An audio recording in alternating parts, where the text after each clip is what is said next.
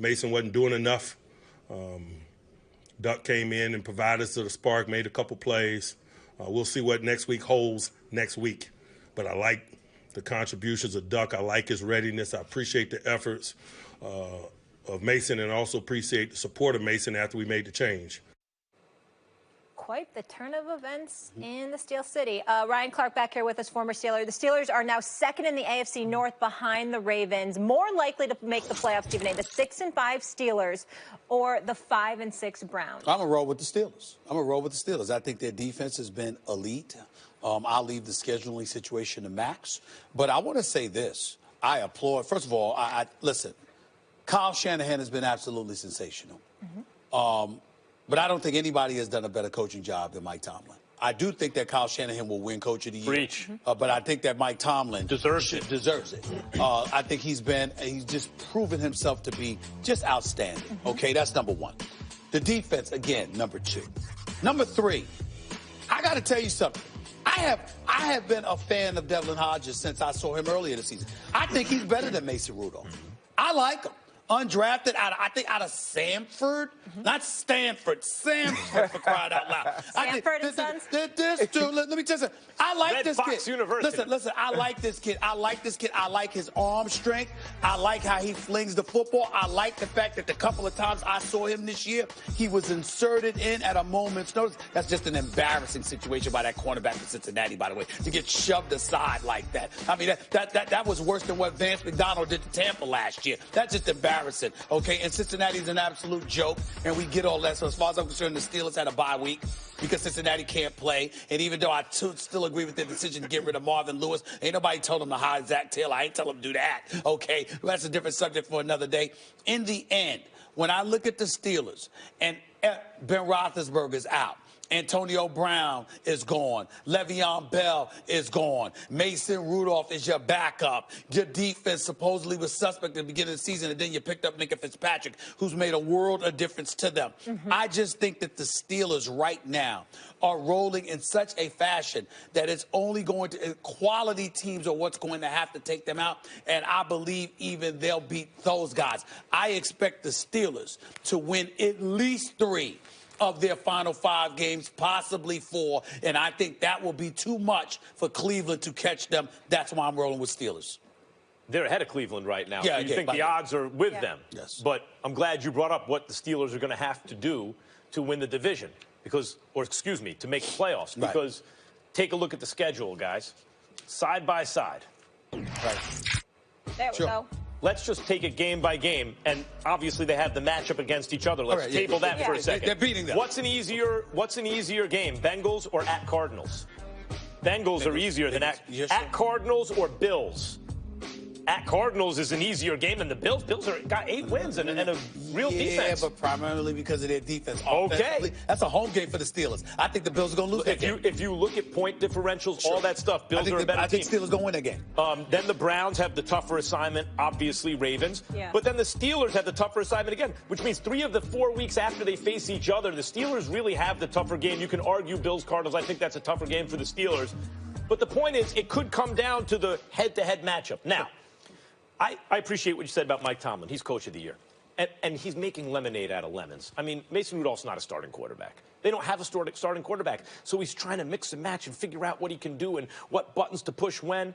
And I appreciate what you said about Minka Fitzpatrick. Because when when Nick Saban says, that guy is as good as I've ever had, and then Mike Tomlin says, that guy, I need that guy in a midseason trade. And as soon as they get Minka Fitzpatrick, they go from, okay, a pretty good defense to an elite defense. But look at the way the Browns are playing now. They've only started to tap their potential. Yes, it coincided with the schedule getting weaker. But also the offensive line has now had a chance to play together. They have their players healthy, mostly, for the first time all season. Still don't have their tight end. But they have both their wideouts and both their elite-level running backs. For the first time now, the Cleveland Browns are rounding into shape just as the schedule is getting easier. And just when with spit and bubble gum, Mike Tomlin's trying to keep this thing together, has to bench his quarterback because they didn't really have a quarterback. I think the Browns are more, if either one of these teams make the playoffs at this moment, I think the Browns are more likely to make it, Stephen A. Go ahead, Ryan. I think when you look at these teams, if I took them head-to-head right now, just on a neutral field, I think the Browns are the better team. They're the more talented team. Obviously, they have more going on. But when you look at this season and how it will play out, the Steelers have the better chance to make the playoffs, and here's why. I believe the Steelers win this week, and I picked this schedule 3 weeks ago, and that was with Mason Rudolph starting at quarterback. And I believe if he was still starting, that the Browns would win, because I talked to people in Cleveland. They didn't want Mason Rudolph to continue playing quarterback because of the incident. They wanted him to continue playing quarterback because he couldn't read cover 2, because he couldn't make the right decisions. And now you have a guy in Duck Hodges who has no fear, who went into Los Angeles against Phillip Rivers, against the Chargers, and got a win. The defense made plays, and he came out and made the throws that he needed to make. And now we see him in relief against the Cincinnati Bengals, and he was a spark plug. He was a guy who didn't look like the moment was too big, and he might be from Stanford, and he's from a small school, but he wasn't one of those dudes that went to a small school and didn't excel, and went to a small school and didn't make the throws that he needed to make to put him in this position. He was the star of the preseason for the Pittsburgh Steelers. He was one of those guys that was down in Latrobe that the fans started to want to see, that they came out to watch play, and he's going to be the spark plug that ignites this team to win this game against the Browns. And as the schedule unfolds, I believe it will get harder, and we may end up being that neither of these teams make the playoffs when we watch things shake out. But the Steelers have the better chance. They have the better coach. They have the better coach, and they have the better defense. Well, first of all, we agree there, and let's just break this down. I'm not saying we don't know if either of them will make the team. The question was who had the better chance. Right. And the reason why I believe the Steelers have the better chance, I believe the Steelers are going to avenge that Thursday night loss next Sunday. That will put the Steelers up 2 games on Cleveland with 4 to go, which means that Cleveland will have to get a 3-game advantage over the Steelers in the last 4 weeks. I don't believe that's going to happen, and that's why I give the Steelers the better chance. Well, I mean, look, real quick, and then I'll give it to you, Ryan.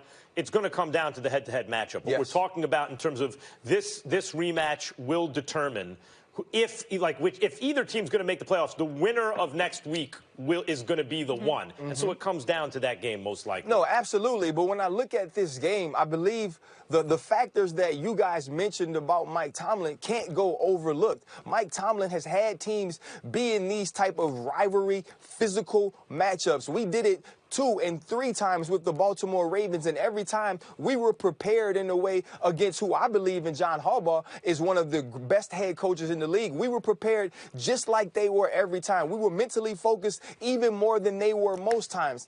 And when I look at Mike Tomlin and Freddie Kitchens, it's not even close. What does he do to do that, Ryan? Like, when you say he prepares you, what does Coach do to do that? Listen, Coach Tomlin is about mental warfare, and you see it many times when he addresses the media. He always used to tell me, because I would ask him, Coach, we see so much of your personality throughout the building. We know so much about you. You open up to us so much. Why don't you do that in the post-game press conference? Why is it cliche after cliche?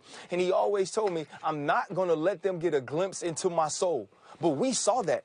Right? He showed us his soul. When you were in those meetings and the week was bigger and the week was important, he made sure you knew that. He wasn't one of these coaches that would lie to you and say, you know what, this week against the Baltimore Ravens with Ray Lewis, with Ed Reed, it's just like it was last week against the Jets. He will let you know what's at stake each game, each week, and he will let them know what's on stake this week. I could tell you, I guess that I'm going to accuse myself of being the exception, because even though you're in the media now, damn it, you don't count because you played for the man. You understand what I'm saying? Right. In my case, I'm a media member, and Mike Tomlin has given me a glimpse into his soul. A matter of fact, it's helped make me a better man, because I see how inspirational he can be. He ain't just inspirational to players. He's inspirational, Max, to anybody that gets around him. Having said all of that, I'm telling you right now, this game is going to come down to that. We can't ignore what he's going to bring to the table. The only hiccup, Molly, in Mike Tomlin's resume throughout his career has been when he's had to go against Bill Belichick.